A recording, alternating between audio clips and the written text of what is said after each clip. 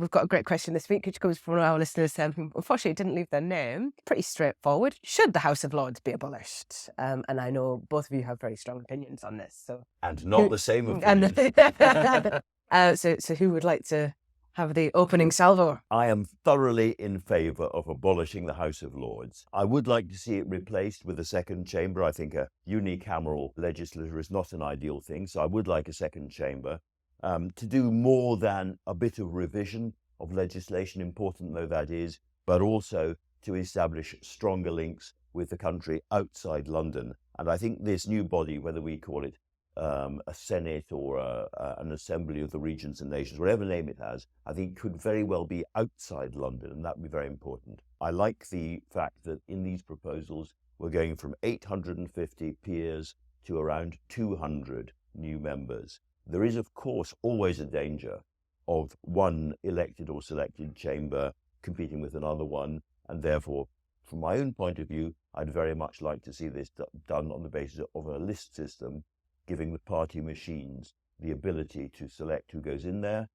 And I'd also like there to be a good percentage, perhaps 10 or 15% of cross-party or non-party, and some commission to appoint them. I think it's very interesting when you talk about the House of Lords, you've got to remember that we're talking about the system itself. People often focus completely on whether the House of Lords is democratic or not, but what the question is the system democratic? And key to that, and key to ensuring that democracy prevails within our system, is the supremacy of the House of Commons. They're the ones who are elected, they're the ones who have manifestos, and they need to get it through Parliament. That's why you'd always get the Lords backing down, particularly on issues that have been in the government's manifesto. So that's just something to remember. On the proposals themselves in the Gordon Brown report, they're very interesting. And given what we just said about remembering how the system works as a whole, it's clear that they're trying to ensure the second chamber does more functions than purely increase the democracy within the system.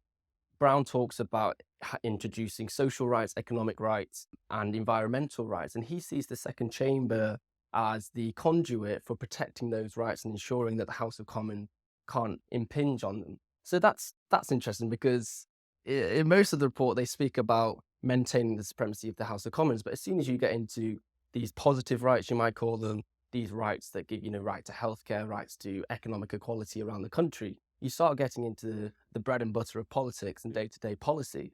And when that happens, I would worry that you may risk the supremacy of the House of Commons, which brings our system into a little bit more question. Freddie's got a really good point there, hasn't he? I mean, if both chambers are elected, they're in competition in a way. Which is why I would like to see one done on a list system. Now, you might say, well, of course, that's more proportional, so it's more legitimate. Underlying all of this, Brown suggests some kind of basic constitutional law which limits in law what the second chamber can do, and I would approve of that. That does take us down the road towards a written constitution, a different way of doing things. I guess my fundamental position is that virtually all my lifetime and beyond, we've had a system which has a winner-takes-all electoral system, a sort of parliamentary supremacy or a single chamber supremacy, and atop of that, an extraordinary system of very, very concentrated, centralized number 10 power. So a centralized system on top of a winner-takes-all centralized system. And my basic contention is, if you look at our performance as a country since the Second World War, that hasn't served us very well. And therefore, I think, having, ambled around this area for a long time, we're in SW1 now, I think the system needs a massive kick up the backside, and this could be it. I think the kind of point that I think's worth making at this stage is, what if nobody really engages with electing a second chamber? I know they've said they'll put the elections on a sort of different cycle, but still, I mean, are people really going to get out and vote for them, and might that be a problem? I think they will. You naturally get a lower turnout than you would for the House of Commons, as you said, particularly if it's on a different cycle. But I think you would have. I mean, it takes quite a while for these things to enter the public consciousness, but it would have much debate in the lead up to it, which would obviously engage people. But I think you've got onto an interesting question there, is at the moment, the Labour won't have cross-party support for these reforms. And therefore, it's very unlikely they're actually going to come about unless they get 100-seat majority, let's say, at the next election. Given the 2019 result, that is a very tricky prospect. I mean, you've got to remember during the noughties, we had so much debate about House of Lords reform, indicative votes, about whether it should be partially elected, fully elected, appointed, etc., etc. So there's lots of debates to be had, and I think actually implementing these reforms will be very tricky, and whether Labour wants to occupy their whole first term with constitutional debate is another question.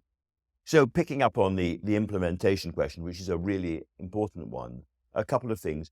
I think the last time that there were these indicative votes was around 2013. My memory's going, but around then, 2013? Yeah, and there was some earlier as well, yeah. And then the proposal, I think, for sort of 80% elected, 20% appointed, came quite close to winning in the Commons. The votes in the Commons weren't that hostile. So I think the idea that this could not be voted through in the next Parliament is not right. I think the mood of the country has changed. I think the series of scandals and the kind of people, Michel Mone, Lord Lebedev, appointed to the second chamber, has changed the public mood, and therefore the atmosphere, even in the Commons about this, is a bit different than it was. But of course, if it became the kind of thing that totally bogged down a future Labour government and allowed it not to do much elsewhere, that would be very, very unfortunate. I think with a decent majority, an effective reforming government has to be able to do more than one thing at a time. And I think Gordon Brown's basic point, which is that this is how you achieve economic reform. Economic reform, and we should stop calling it constitutional reform because that's a very boring word, and political reform can and should go together. And in that case, this could be quite central to the programme. That question, where's Keir Starmer's big idea? This could yet be it. In the report, the House of Lords is described as indefensible. Mm-hmm. Do you think could you defend it, the House of Lords, as it stands? I think you could if you reform it. We've seen so many scandals over the past decade, so much controversy about the appointments process. And I agree, lots of people do see it as the retirement home for the British establishment. So yeah, in its current form, I'm not sure it is defensible, but whether you jump from where we are today to a completely elected second chamber is a completely different debate. If there was a defence for it, it's that often the people who are appointed to go in there will have very, very particular skills and will have had a career doing something in a particular profession that might be useful in a revising chamber. And often they don't. Often they're there because they bunged a large amount of money to number 10 at the right time, or because they're a friend of a friend, or because they were a slightly irritating bag carrier who needs to be bought off when a minister's retiring, and so on. No, you can play both. There are lots, to be serious about it, there are lots of really, really good people in the House of Lords. There are lots of experienced consultant doctors who can talk about medicine. There are very, very experienced lawyers, of course, you'd expect that. But really good people, business people as well. But I think any model of an alternative can bring in that wide variety without all these ridiculous hereditary characters hanging around, and without the, frankly, borderline corrupt people that have been pushed into the House of Lords as well. Okay, thank you both. Thank you, Rachel. Thank you. Thank you very much for watching our podcast. If you'd like to know more about what's going on in UK politics, please do subscribe to our YouTube channel.